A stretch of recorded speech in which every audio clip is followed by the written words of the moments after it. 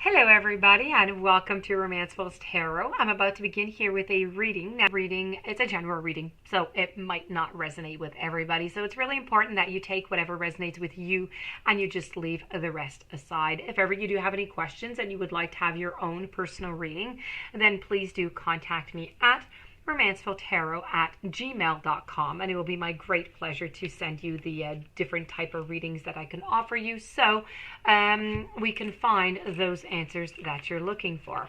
Also, if you look into the YouTube Dropbox, you will find there all of the necessary information, so the booking, the pricing, and how to book one with me, a reading. You will find everything right there into the YouTube Dropbox.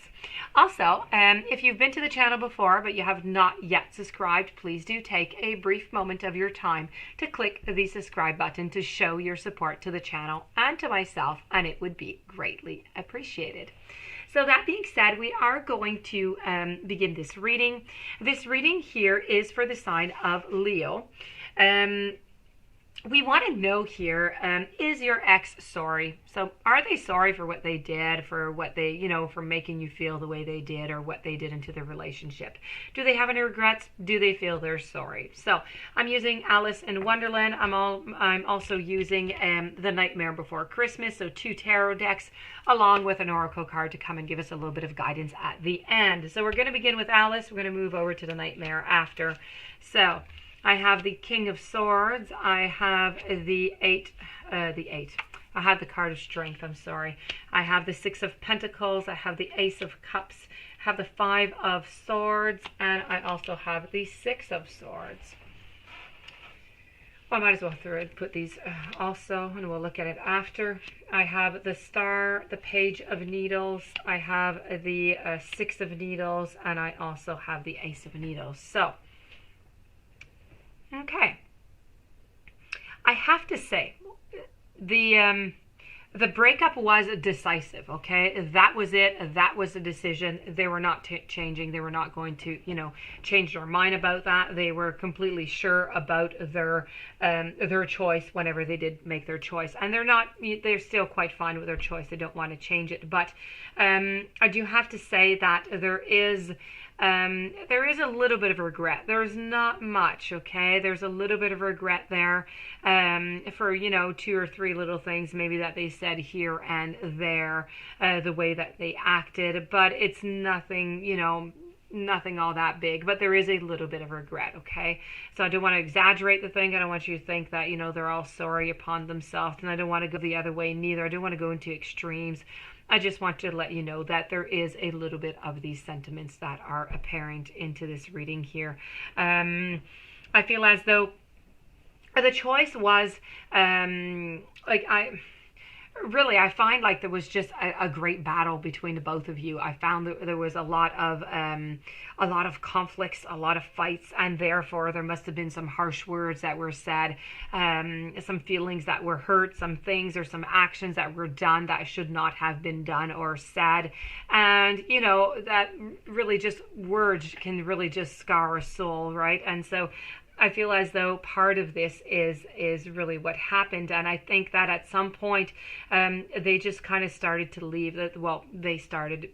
The relationship started to kind of like separate and dissipate.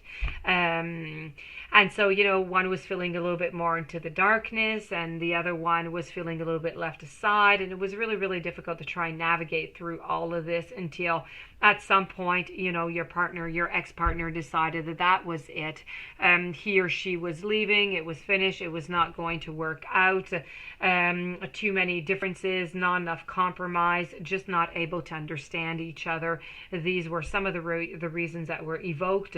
Maybe not said to you, though, but these were some of the reasons that were evoked here. A great unbalance, a lot of problems trying to balance things out into this relationship. It was just not balanced at all. So, too much weight on one shoulder, not enough on the other. it made for some unfairness into the relationship. So I really feel like, the voyage of leaving to be by oneself for a certain amount of time was a good decision for them to make. They are quite happy that they did make this decision. They know that they're leaving you really, really angry. You're not happy about this. So, that is all depicted here. That is clear. I'm going to move on. I'm going to just move this oracle card over here. I'm going to move on to our, oh, it was in reverse. I'm going to move on to our, our Nightmare Before Christmas. I was looking for the name. I just got the deck, right? So, okay, the Nightmare Before Christmas here. I have the Ace of Needles. Now, the Ace of Needles is really about, they're feeling a little bit in fog, okay, dazed, aimless, a little bit confused within the whole thing. It's really considering what it is that they want, and it's trying to come up with a realistic plan to get it. So this is really about them trying to find themselves a goal, trying to find themselves a motivation, something that, and even focus, because, well, more than I do, they did have a lack of focus. So this is really about trying to find their focus also on something. So it's really about, leaving a relationship that had a lot of conflicts in it to focus on one's self. And yeah, the King of Swords is somebody who is selfish to begin with. So, it does make complete sense. What the Six of Needles over here? The Six of Needles is really about taking action. So this is what they did. So they were taking actions. They were feeling uneasy. There was a resistance. There was delays in everything. There wasn't much benefit. That they saw into the long run. So this was really about feeling uncomfortable. And although the transition can be quite scary, they're trusting that that change is going to just bring a temporary discomfort, but things are going to place themselves for the best after. So this is the way still that they are seeing things, that they are feeling things. You were with somebody who was emotionally not as high ranked. They weren't as mature. There you go, as you were. Okay, you were dealing with a page over here, and when we're dealing with pages, that's what happens. So this is really about. They're very curious people, of course. They're very clever people, but they don't really realize what's the best way all the time. And this is really about somebody who, they had a little bit like a know-it-all ego, and it got into the way of the success, in their life and into their relationship. So this is about somebody who just didn't keep, his or her promises, and they often pass the blame down for their mistakes to others. So, very manipulative type of person, childish, self-interested. So, this was just really, if you really think about it, this was just not a good person for you. Moving down to the Star, which is the final card of the reading here. The Star is also depicting, that it's a feeling confused. It's a little bit like the Ace of Needles over here. So feeling of confused, of lost, a little bit of despair and being discouraged. Now, it's really about the Star is that comfort and beacon of light, and it's trying to trust in oneself to try to get out of that fog. And it's really about them believing that their dreams are still possible, but they need to believe in them again, because this is what happened within time. They lost the belief of their journey, of their goals. They lost themselves within the relationship, if you want, and now they're trying to find themselves again. So yes, they do feel sorry for a lot of harsh words, some conflicts that had gone by, but nothing more. They really are a person who likes to, really think about themselves more than anything else. So that being said, I'm going to move over to the Oracle card, which is Boohoo. And Boohoo is transform the way that you see. So if you want to transform the world, start by transforming the way that you see it. Pay attention to positive and pleasing things, and do not be distracted by anything that makes you feel sad or hopeless. You observe with your heart and with your eyes, and you grow in wisdom as you witness the world shaping itself according to the way that you see it. Know that wisdom evolves in all and is not static or fixed. It is not only a look outside at the world, but also a look into yourself and to comprehend the role that you play in the events that are taking shape around you.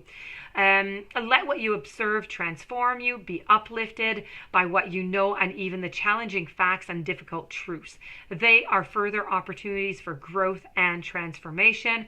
The girl of Buho holds a cow, not the cow, the owl. I'm sorry, that is not a cow.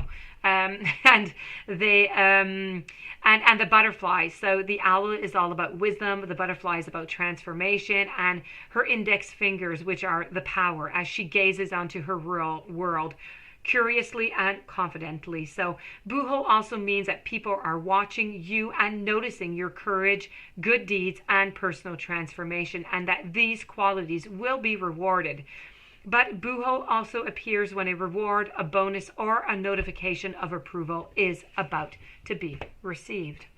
So that being said, this does end the reading. If you do have any questions, you would like to have a personal reading, please do contact me at romancefulltarot@gmail.com. Please don't forget to subscribe to the channel. Stay tuned for following readings and have yourself a fantastic day. Thank you for being there.